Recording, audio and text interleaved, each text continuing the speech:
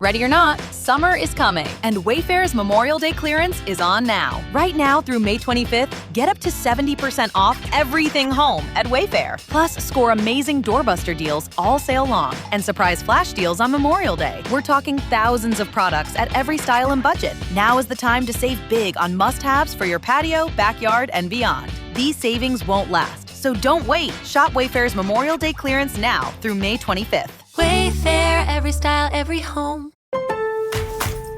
Pros, save more on the materials you need to get the job done, inside and out, at Lowe's. Right now, get 10% off in-stock Trex Naturals decking, now available in more styles. Plus, get 15% off select custom entry, interior, and storm doors. Then, we'll deliver it all straight to your job site to help keep your jobs moving. Get the brands pros trust, priced right, and ready when you need them. Our best lineup is here at Lowe's. Valid through 5/27. While supplies last, selection varies by location.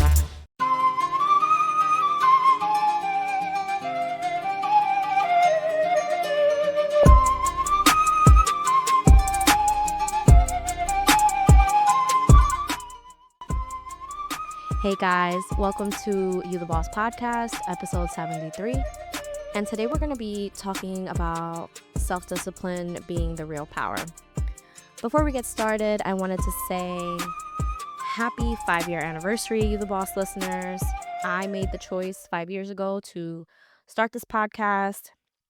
And since then, so much has evolved. So much has become this podcast. Some of you have been here from the beginning, which I'm so grateful for. Some of you I've met along the way, and I just want to thank you deeply for just showing up and showing out for this podcast and always supporting and just being there. I record this podcast for you right now from my home studio. I started this podcast in the dining room of my 1-bedroom apartment. And that's a lot of fun. I hope to post some of that this week of like the lighting and, the setup that I used to have. And, it was what needed to be done at the time. And I would do it 100 times more. But it's kind of a lot of fun now to not have to take my podcast gear down. Like I just, it's in my office and I just click a button and everything is on. And so that's a lot of fun, and I'm super thankful for that. So getting started on this episode, I want you to know that this isn't going to be an episode about being perfect. You guys know we don't do perfect on this podcast. We do progress over perfection. So when I ask you a couple of questions and I start to jog your mind, I don't ask you from a point of shame, which we'll also touch on this episode, but I ask you just to bring it to your forefront. Are you the kind of person that hits snooze on your alarm? Or maybe you know that you can eat healthier. You know that you can move your body more. You know that there's just certain things that you can do to be a healthier, happier version of yourself. Again, there's no judgment. It's just a matter of bringing it up, of asking the question. Maybe you've been putting off a doctor's appointment. Maybe you've been saying, you know what, I'm going to do this thing. I'm going to drop 50 pounds. This is the year. Or maybe you have a 3-year-old or a 4-year-old and you're still hanging on to a little bit of baby weight and you're like, oh, I could eat better, but you're still not. You're still not hydrating. You're still doing those things. The thing is that being a boss is not doing everything perfectly. It's just handling the things that need to be handled. And some of these things, they just sit and it's actually heavier to hold on to them than it is to do them. But for some reason, we just stay, we keep in that mindset of like, I'm going to get to it. I'm going to get to it. I'm going to get to it. And being a boss is not just a title. It's not just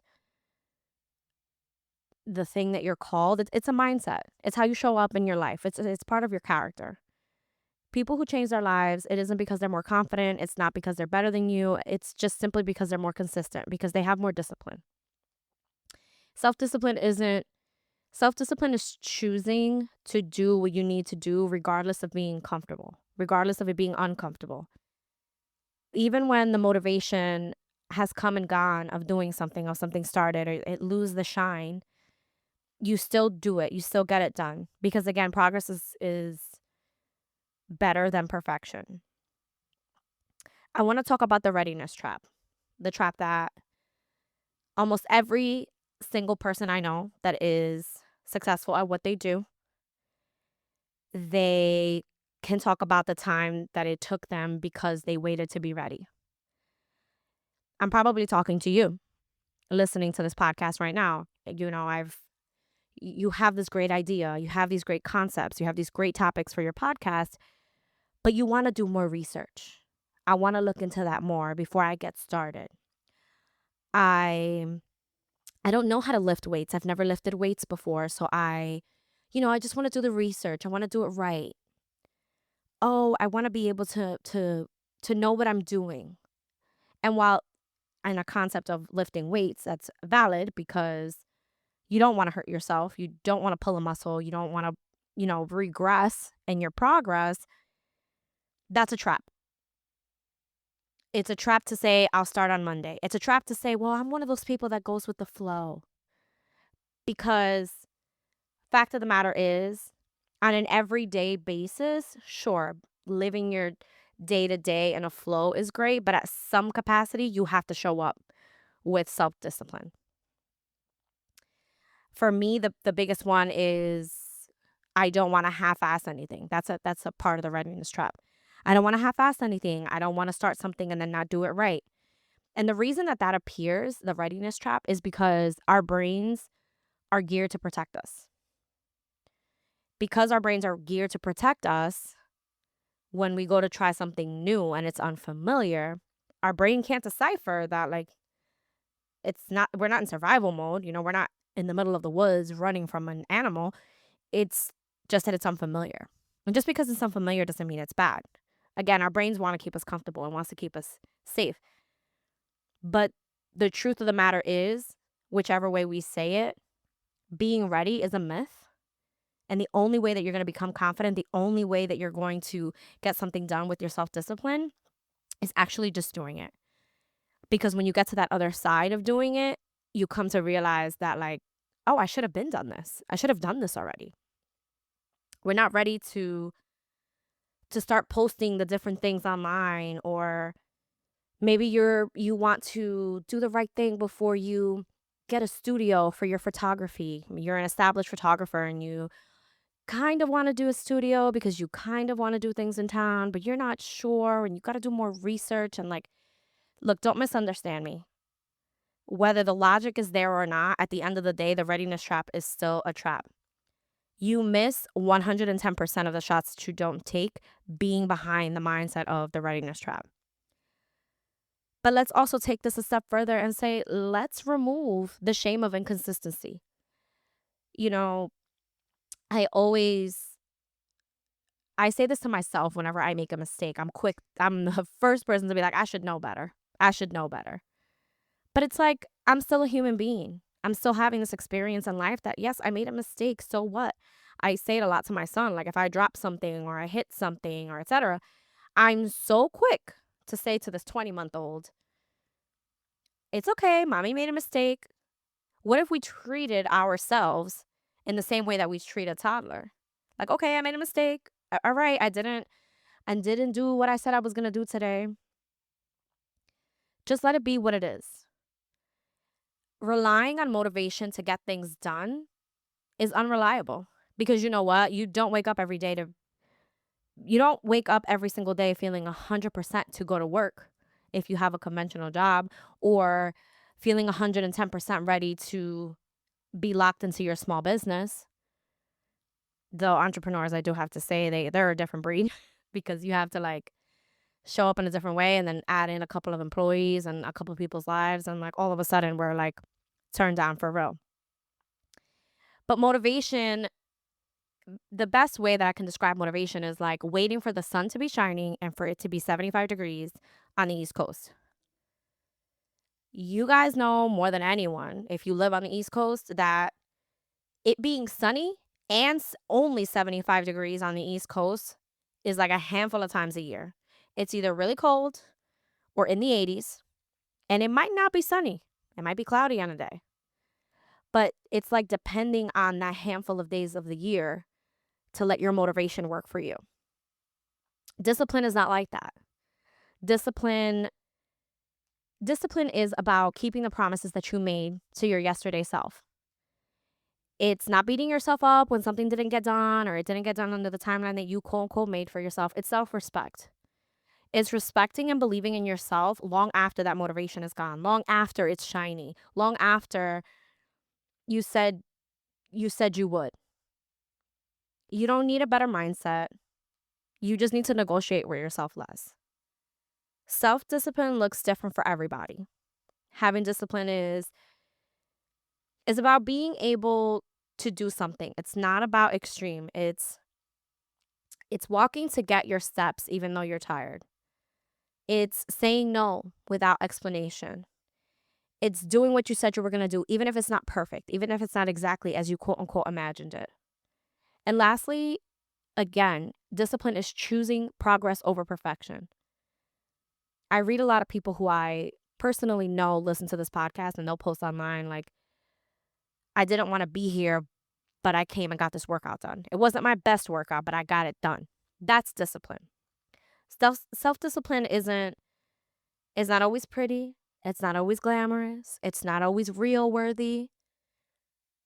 It's personal. It's so deeply personal to have self-discipline. I put together some tools for you guys to get you started, in your everyday discipline. You're going to hear me say these things, and self-discipline is not, they're not cute, the tools I'm going to give you. The steps I'm going to give you, or the different tools for self-discipline, they're not cute. They're not Pinterest worthy even. They're just really simple, but they're practical, they're gentle, and they're effective. So number 1, the bare minimum rule. What's the smallest version of that thing that you need to get done today that you can do? Progress counts even when your energy is low. Maybe you can't run 87 miles today because the time doesn't allow. But you could run 1 or 2. You could show up still to keep it consistent, to keep the habit. Maybe you can't dedicate 2 hours to working out because that's just not where you're at in your life. Whether you have children, you have a demanding job, you have a relationship, or like honestly, you just literally all you do is get up and go to work. You work 9 hours a day and then you come home and like that's it. So maybe it doesn't look like doing the extensive 2 hours. Maybe it is just 15 to 20 minutes a day. It's 15 to 20 minutes a day that you didn't do a year ago. Number 2, the 5-minute start. Commit to just starting. Commit to just doing it. You'll find a lot of tasks can be done under 10 minutes. The 5-minute start rule removes the overwhelming feeling. Period. If it doesn't work for you to do a load of laundry a day, then just dedicate 5 minutes to putting something away. Set a timer, 5 minutes. I put a couple things away, done. One of my best friends and I, we like to say that we like this game that we play with ourselves where we set a 10-minute timer and we're like, how much of this can I get done in those 10 minutes? And it's having the discipline that after those 10 minutes and the alarm goes off, putting it away, being done with it, no matter how it goes, done. So set that 5-minute timer. You're thinking about starting a podcast? Take 5 minutes today and write out your trailer. You're thinking about continuing your podcast? Okay, take 5 minutes today and write what your next episode is going to be about. It may not seem like a lot, but if you do 5 minutes a day for a week, that's 35 minutes.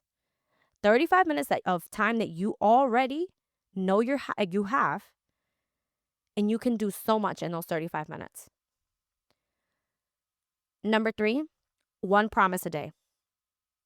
Make 1 promise a day that you'll keep for yourself. Maybe it's, I promise to write an episode a day for the next 8 days. Maybe it's something you do first thing in the morning. Maybe in writing that podcast episode, maybe you didn't get to it before nap time. Maybe you didn't get to it on your hour break at work. But you know what? You have 10, 15 minutes before you go to bed. So as long as you fulfill the promise to yourself daily, it doesn't matter when it gets done. From the moment you wait, you have the window from the moment you wake up and the moment you go to sleep to keep that one promise to yourself. It doesn't matter if all you have is 15 minutes a day to move your body. Maybe you can't sit and do a 15-minute yoga session. So maybe today that looks like you're making dinner at home. And so you take 15 minutes and you put some music on and you dance. You get your heart rate up while you're washing dishes and doing the things.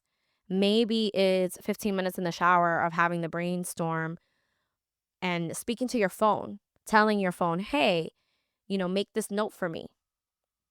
It's making sure that you build trust with yourself every single day by keeping that promise. Number 4, discipline through the environment. Put friction between you and the habits you want less of. So maybe that's eating less junk food. Maybe that's ordering out less. Or maybe it's eating at home more because you've been skipping meals. So put friction between that. If you don't want to eat more junk food, stop buying it and putting it in your house. And before my fellow parents that listen to this podcast say, you don't understand, I buy those snacks for my kids, then have the discipline to not eat your kids' snacks. If it's, I need to eat out less, but still eat home-cooked meals, you're still spending the money, right? You're still spending the money to eat, and however capacity you want to say it, you're still spending the money to eat. So why don't you find a meal prep service? Or find someone in your life that does do meal prep, or that they cook consistently, and say, hey, can I give you my groceries? Can I give you that money or give you the items that I want cooked? And can you cook it for me? I'll pick it up, daily or every couple days. Can you just cook for me so that you still have a home cooked meal? You're still spending the money. You're still being responsible for your food, but you just don't have the time to cook at home. Make your habits easier to access. Make it so that they're the easier choice. Instead of it being like, well, I don't have any good snacks to eat or healthier snacks, so I have to eat the junk food. Instead of saying, well, I don't have time to cook, find a solution to what your problem is. I have 2 book suggestions for you. And honestly, like the first book, I've heard mixed reviews on it. I know people that don't really like this book. They don't really care for this book. Supermarket Approach. The first book is Atomic Habits by James Clear. I have to admit that when I first went to read this book, I couldn't get past chapter 4. I was like, this is like pulling teeth for me. So I put it down. And like a year later, I restarted the book and I flew through it. I think it took me like a week to finish. It's a good book because it does give you the concept of like building habits with systems instead of just being like, hey, change this in your life and it'll be focused. It's like small steps to create the change. And the second book is You Are a Badass by Jen Sincero. I'm going to put these books in the show notes for anyone that's listening. This particular book, it was short. It had punchy chapters. It was direct. There was no fluff. It was great for the mindset shift instead of it being like a textbook that you need to look around and like figure out how you're going to be a badass. It reinforces the idea that you take action before you're ready. Your life changes when you stop waiting and start deciding. To close this episode, I want to ask you, where have you been waiting to feel ready? Where have you been putting off because you want to learn more, because you're not sure, because you need to do the legwork and you just haven't had the time? I want you this week to take action towards that. Even if it's imperfect, just take a little action. Take 5 minutes and do it. Self-discipline isn't about forcing yourself to do anything. It's about trusting yourself. It's about the development of trust between you and being able to move in a better direction and being able to build the connection of that trust for yourself. Before we end this episode, I want to encourage you to leave us a review wherever you listen to your podcasts. We're streaming on all platforms, Spotify, Apple, YouTube. Leave us a 5-star review. We definitely appreciate it. Thank you for listening. Come back again next week for another episode of You the Boss Podcast.